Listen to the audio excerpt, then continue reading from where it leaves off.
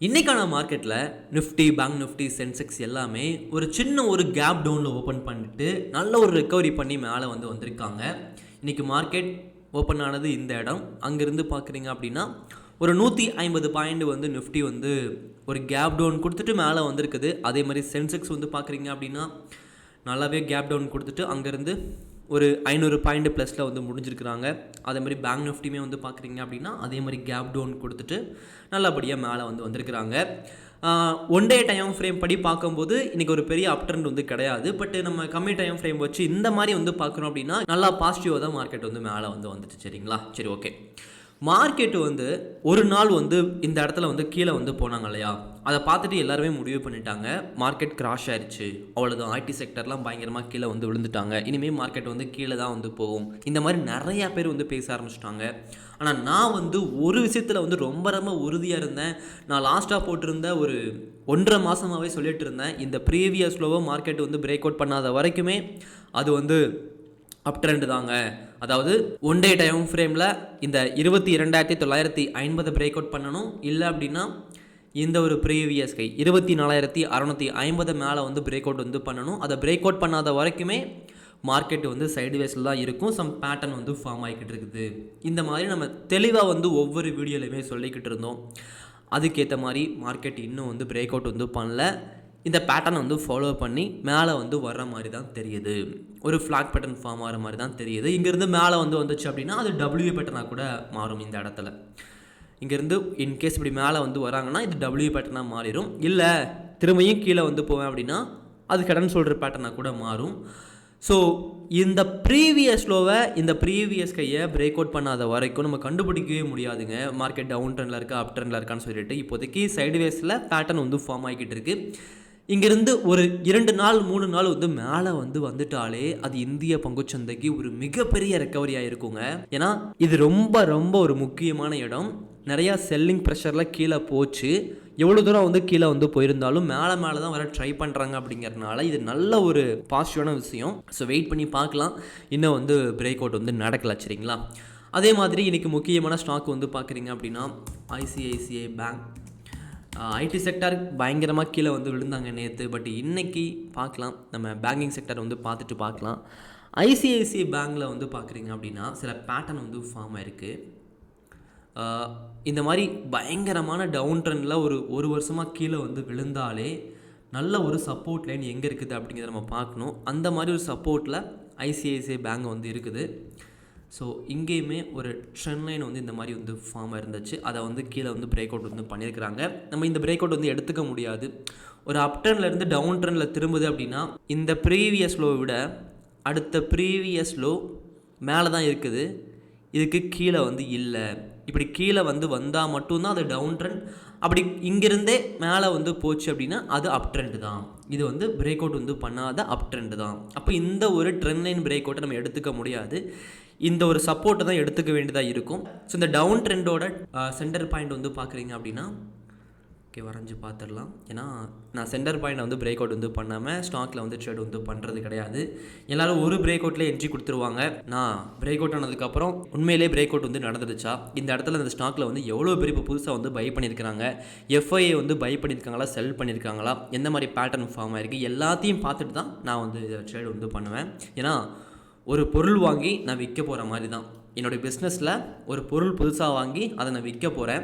அந்த பொருள் வியாபாரம் ஆகுமா ஆகாதான்னு சொல்லி தெரியாமலே நான் வாங்கி விற்கிறேன் அப்படின்னா அது சில வருஷங்கள் விற்காமே போயிடுச்சுன்னா என்ன பண்ணுறதுங்க? அப்போ நான் ஒவ்வொரு ஸ்டாக்கையுமே பார்த்து தான் வாங்கி ஆகணும் இல்லையா? அதை நான் பண்ணிக்கிட்டு இருக்கேன். சரிங்களா? ஓகே.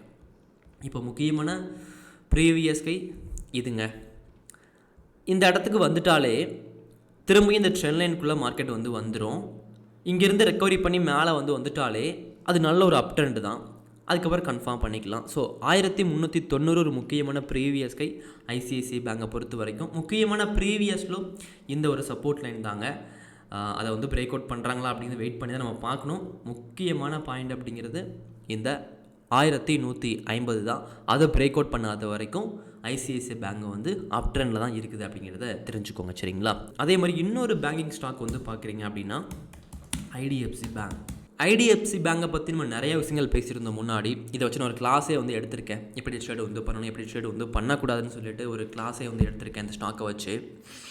ஸோ நல்ல பிரேக் அவுட் தாங்க. கிட்டத்தட்ட 2016 2023 வரைக்கும் டவுன் ட்ரெண்டில் இருந்துட்டு ஒரு குட்டான பிரேக் அவுட் வந்து பண்ணாங்க. அந்த 10 வருஷ பிரேக் அவுட்டுக்கு நல்ல அப் ட்ரெண்டில் வந்து போச்சான்னு கேட்டிங்க அப்படின்னா நிச்சயமாக கிடையாது. இந்த மாதிரி 10 வருஷம் பிரேக் அவுட்டுக்கு ஒரு 3 வருஷமாச்சும் மேலே வந்து போகணும். இது ஒரு 6 மாதம் கூட மேலே தாக்கு பிடிக்கல. திரும்பியும் 2 வருஷம் கீழே வந்து விழுந்துட்டு திரும்பியும் 1 வருஷம் மேலே போயிட்டு திரும்பியும் ஒரு 4 மாதம் கீழே விழுந்து நின்றுக்கிட்டு இருக்கிறாங்க. இந்த ஸ்டாக்கை பொறுத்த வரைக்கும் மேலே போனாலும் சரி கீழே போனாலும் சரி அது ரொம்ப போகுதுங்க. நீங்கள் பார்த்தீங்களா, இங்கேருந்து மேலே போனாலும் சரி திரும்ப வேகமாக கீழே வருது, திரும்ப மேலே போனாலும் சரி வேகமாக கீழே வருது. அப்போ கீழே வந்து விழுந்திருக்கிறாங்க. இது ஒரு பிரேக் அவுட் லைன் தான், முக்கியமான ஒரு பிரேக் அவுட் லைன். இந்த ஒரு ப்ரீவியஸ் கை 60 வந்து ஒரு முக்கியமான பாயிண்ட்டு. அங்கே சப்போர்ட் எடுத்து மேலே வந்து வர பார்க்குறாங்க. ஸோ மேலே வந்து ஏதாச்சும் ஒரு பேட்டர்ன் வந்து ஃபார்ம் ஆயிருக்கான்னு சொல்லி வரைஞ்சி பார்க்குறோம் அப்படின்னா ஓகே இந்த மாதிரி தெரியுது. இங்கேருந்து வரைஞ்சி பார்க்குறோம் அப்படின்னா இந்த மாதிரி இருக்குது. இந்த மாதிரி ஒரு பேட்டர்னுக்குள்ளே தான் இந்த ஸ்டாக் வந்து இருக்குது. அப்படிங்கிறனால நல்லா சப்போர்ட் எடுத்து மேலே வந்து வந்துக்கிட்டு இருக்கிறாங்க. நீங்கள் டெக்னிக்கல் மட்டும் பார்க்கக்கூடாது, ஃபண்டமெண்டலாகவும் செக் பண்ணி பார்க்கணும். இந்த ஸ்டாக் வந்து போன வருஷம் எப்படி போயிருக்கு, அதுக்கு முந்தின வருஷம் எப்படி போயிருக்கு, இவங்க லாஸ் பண்ணிக்கிட்டு இருக்காங்களா, ப்ராஃபிட் பண்ணிகிட்டு இருக்காங்களா, அதையும் பார்த்துட்டு தான் ஒரு ஸ்டாக்கில் வந்து நீங்கள் பணத்தை வந்து போடணும். டெக்னிக்கலாக பார்க்கும்போது நல்லா சப்போர்ட் எடுத்திருக்கு, நல்லா பிரேக் அவுட் பண்ணியிருக்குங்க இந்த ஸ்டாக்கை பொறுத்த வரைக்கும். சரிங்களா, டவுன் ட்ரெண்டில் இல்லை, அப் ட்ரெண்டில் தான் இருக்கிறாங்க. ஓகே, அடுத்து நம்ம நிஃப்டி பேங்க் நிஃப்டி சென்செக்ஸ் வந்து பார்த்துடலாமாங்க. நிஃப்டி பேங்க் நிஃப்டி சென்செக்ஸ் வந்து பார்க்குறீங்க அப்படின்னா நான் சொன்ன மாதிரி ஒன் டேயில் வேகமாக வரைஞ்சிட்றேன். இந்த இடத்துல முக்கியமான ப்ரீவியஸில் இது முக்கியமான ப்ரீவியஸ்க்கு இது 1 ஹவரில் தான் நாளைக்கு கவனமாக வந்து பார்க்கணும். ஏன்னா ஒரு 2-3 நாட்களாக மார்க்கெட் இதே இடத்துல வந்து இருக்கிறாங்க. கீழே போகிற மாதிரியே காமிச்சிட்டு ஒவ்வொரு நாளும் இதே இடத்துக்குள்ளே வந்து இருக்குது அப்படிங்கிறத தெரிஞ்சுக்கோங்க. ஸோ முக்கியமான ப்ரீவியஸ்க்கு இது முக்கியமான ப்ரீவியஸ்லோ நிஃப்டியில் இது. அதே மாதிரி பங்குச்சந்தையை பற்றி நீங்கள் முழுமையாக கற்றுக்கணும் அப்படின்னா பங்குச்சந்தை உலகத்துக்குள்ளே முதல்ல வந்து வாங்க. வெளியே இருந்துட்டு நான் பங்குச்சந்தையில் ட்ரேடு வந்து பண்ணுறேன்னு சொல்லிட்டு ட்ரேடு வந்து பண்ணாதீங்க. நிறைய பேர் அதை தான் வந்து பண்ணுறாங்க. முதல்ல அது உலகத்துக்குள்ளே வந்து வாங்க, நிறைய விஷயங்கள் கற்றுக்கோங்க. எவ்வளோ பேர் ப்ராஃபிட் பண்ணியிருக்காங்க, எவ்வளோ பேர் லாஸ் பண்ணியிருக்காங்க, என்ன நடந்துக்கிட்டு இருக்குது இந்த பங்குச்சந்தையில், உண்மையிலே எவ்வளோ கேபிட்டல் இருந்தால் ப்ராஃபிட் வந்து பண்ண முடியும், இப்படி எல்லாத்தையுமே வந்து கற்றுக்கோங்க. நான் பங்குச்சந்தையை பற்றி ஒரு 3 புத்தகம் 1000 பக்கங்களுக்கு வந்து எழுதியிருக்கேங்க. ஒரு 3 வருஷமாக பங்குச்சந்தையை பற்றி நிறைய விஷயங்கள் கற்றுக்கிட்டு நிறைய கோர்ஸ் கற்றுக்கிட்டு எல்லாத்தையுமே கற்றுக்கிட்டு தான் ஒரு 3 புத்தகம் எழுதியிருக்கேன். ஆப்ஷன் பையிங் அண்ட் செல்லிங் வந்து கற்றுக்கணும் அப்படின்னா ஆசன் பாகம் 1 பாகம் 2 படிங்க. ஸ்விங் ட்ரேடிங்கை பற்றி கற்றுக்கணும் அப்படின்னா ஆசன் பாகம் 3 வந்து படிங்க. இது வந்து ஒரு கணிதம் அறிவியல் அந்த மாதிரி புத்தகம் மாதிரிலாம் இருக்காதுங்க, ஒரு ஸ்டோரி மாதிரி தான் இருக்கும்.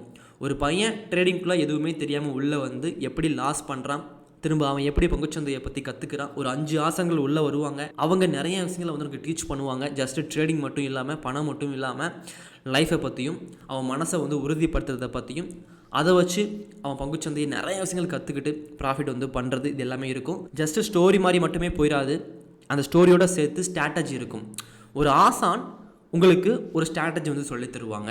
அதை நீங்கள் அடுத்த நாளே ட்ரேடிங்கில் வந்து அப்ளை பண்ணி ட்ரேட் வந்து பண்ண முடியும். இப்படி அந்த புக்கு வந்து எழுதப்பட்டிருக்கு. ஜஸ்ட் நான் வந்து பங்குச்சந்தையை மட்டும் சொல்லி கொடுத்துருந்தேன் அப்படின்னா அந்த புக்கு வந்து யாருக்குமே பிடிச்சிருக்காது. ஒரு ஸ்டோரியோட போகும்போது உங்களை நீங்களே வந்து பார்க்குற மாதிரி இருக்கும். அப்படியே அந்த 3 புத்தகமே நான் எழுதியிருப்பேங்க. சரிங்களா, நிச்சயமாக அந்த புத்தகத்தை படித்து பாருங்கள், உங்களுக்கு உண்மையாகவே பயனுள்ளதாக இருக்கும். சரிங்களா, ஓகே.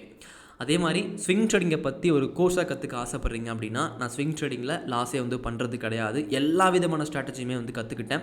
ஆனால் எந்த ஸ்ட்ராட்டஜி உண்மையிலேயே லாபம் தருதோ அதை நான் ஃபாலோ பண்ணிக்கிட்டு இருக்கேன். நான் நிறைய ஸ்டேட்மெண்ட்லாம் வந்து போட்டிருக்கேன், பார்த்துக்கோங்க. அப்படி ஸ்விங் ட்ரேடிங்கை பற்றி பேசிக்லேருந்து அட்வான்ஸ் வரைக்கும் கற்றுக்கணும் அப்படின்னா நான் ஸ்விங் ட்ரேடிங்காக 2026 ஒரு கோர்ஸ் வந்து ஸ்டார்ட் பண்ணியிருக்கேன். இப்போ அந்த கோர்ஸில் வந்து ஒரு ஆஃபருமே போய்கிட்டு இருக்கு. வாட்ஸ்அப்பில் காண்டாக்ட் பண்ணிங்க அப்படின்னா கூப்பன் கோட் ஷேர் பண்ணுவாங்க, அதை யூஸ் பண்ணி இந்த கோர்ஸ் வந்து பர்ச்சேஸ் பண்ணிக்கலாம். சரிங்களா, சரி ஓகேங்க.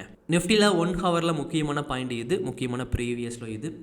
5 மினிட்ல வந்து பார்க்குறீங்க அப்படின்னா 5 மினிட்ல முக்கியமான ப்ரீவியஸ் கை 23,610, முக்கியமான ப்ரீவியஸ்லோ 23,160.